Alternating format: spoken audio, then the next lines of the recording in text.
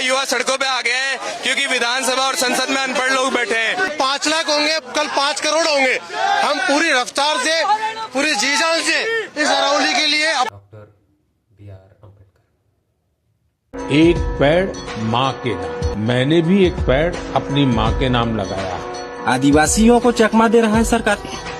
एक पेड़ माँ के नाम और 10,000 पेड़ अडानी के नाम। अबे साले, तभी मैं माफ करना, गुस्से में इधर उधर निकल जाता हूँ। Amidst the ongoing Aravali protest, this video is specially for the policymakers, those who are implementing it, those who are safeguarding it, or claim so, and specifically for that one guy, our beloved Prime Minister Narendra Modi, who calls himself 9.5 avatar of Bhagwan Vishnu. I know that this book, which we call as Bharat Ka Samvidhan, is a piece of junk for you. The policies in it, the words written in it, hardly matters to you. And there is only one policy that you care about nowadays, or maybe even before that also, is Chanda lo or Dhanda do. There is no other policy that you believe in. In all this chaos and in all this profit-making business, I would like to read you some kind words of a wise man who is slightly intelligent than you. So I would like you to pay some attention on it. He wrote it when Constitution was completed, and it is kind of a warning to all of us. And we shall start, okay? I will read it line by line in Hindi also. No matter how good the constitution is, इससे कोई फर्क नहीं पड़ता कि संविधान कितना बढ़िया है. If the people implementing it are not good, जो इस संविधान को अमल कराने वाले हैं अगर वही अच्छे नहीं हैं, then the constitution will definitely prove to be bad. तो ये साबित हो जाएगा कि constitution फालतू है, गलत है, बेकार है. And if the people implementing it are good, और जो लोग इसको अमल कराने वाले हैं अगर वो अच्छे हैं, then the constitution will also prove to be beneficial. तो ये संविधान भी लाभकारी साबित होगा. From 26 जनवरी 1950, 26 जनवरी 1950 से we are going to enter a life of contradictions. हम लोग एक विरोधाभास की जिंदगी में प्रवेश करने वाले हैं 26 जनवरी 1950 से. क्यों बोल रहे हैं ऐसा कि ऐसा विरोधाभास है, कॉन्ट्राडिक्टरी है?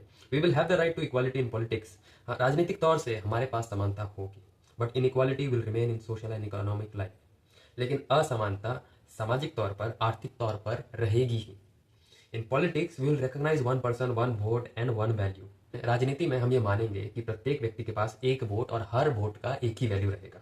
किंतु क्योंकि हमारा सामाजिक, but because of our social and economic structure, we will reject the principles of one vote one value in social and economic life.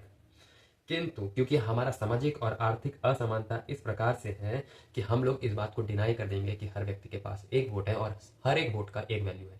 हमें मालूम है वोट चोरी हुआ है. अब जब तक 70 साल से वो कर रहे थे ईवीएम हैक तो कुछ नहीं हो रहा था, हमने कर लिया तो बुरा लग गया. ये सही है मामला. मेरे दोस्त ने 2 वोट किया, मुझे मालूम है वोट चोरी होता है. 500 रुपए का चक्कर. Sorry. How long will we continue to deny this equality in social and economic life? आखिर कब तक हम लोग सामाजिक और आर्थिक समानता को अस्वीकार करेंगे? If we continue to deny it for a long time, अगर हम लोग लंबे समय तक इसको डिनाई किए, अस्वीकार किए, जो कि अभी तक बहुत साल हो गया, 50 और 25 75 साल हो गया. 75 साल हो गया दोस्त. If we continue to deny it for a long time, we will also endanger our political democracy. हम लोग अपना राजनीतिक लोकतंत्र भी खो दें. राजनीतिक लोकतंत्र समझ रहे हो? मतलब लोगों के पास एक वोट और ये राइट फलान चिलान भी नहीं होगा. और वो कब होता है? जब लोकतंत्र ही चला जाता है. We must eliminate this inequalities as soon as possible.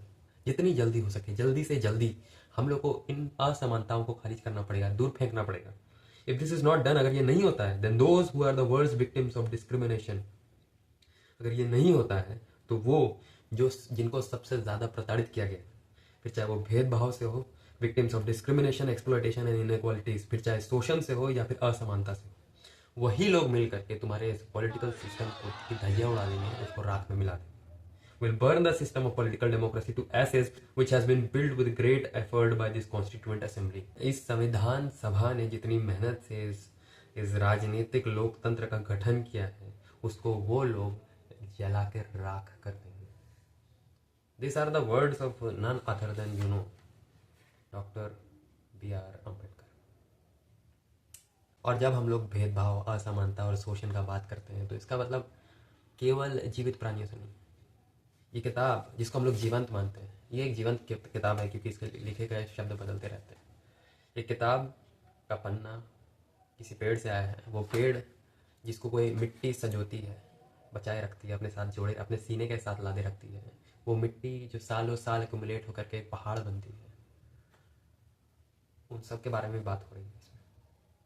उनके प्रति जो भेदभाव हो रहा है अभी अरावली में, जो हो रहा है, ग्रेट अंडमान निकोबार में हो रहा है, या मुंद्रा पोर्ट में हो रहा है, या बिजिंगम में हुआ है, जहाँ जहाँ हुआ है, इन सब का बदला ये लोग भी लेंगे तुमसे। हाँ, मुझे मालूम है कि जब कहर आता है तो गरीब लोग पहले मारे जाते हैं, लेकिन तुम भी नहीं बचोगे। That's I promise.